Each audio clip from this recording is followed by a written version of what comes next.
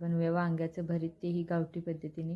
तर पहिल्यांदाच चुलीमध्ये अशा प्रकारे वांगी भाजून घेतली, ती साफ करून घेतली.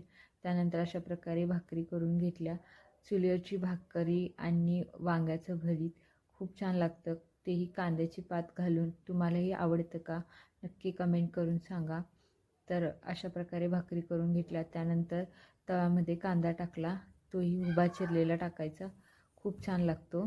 त्यानंतर तेल टाकलं आणि तेलामध्ये कांदा चांगला भाजून घेतला. त्यानंतर लसूण टाकली, त्यानंतर मीठ, हळद, चटणी अशा प्रकारे टाकून ते तेलामध्ये भाजून घेतलं. त्यानंतर कांद्याची पात साफ करून घेतलेली ती टाकली, तीही तेलामध्ये भाजून घेतली. आणि त्यानंतर साफ केलेलं वांगं टाकलं आणि वरतून थोडं शेंगदाण्याचं कूट आणि कोथिंबीर टाकली. खूप छान लागतं. तुम्हालाही आवडतं का? नक्की कमेंट करून सांगा आणि व्हिडिओ आवडल्यास लाईक करा.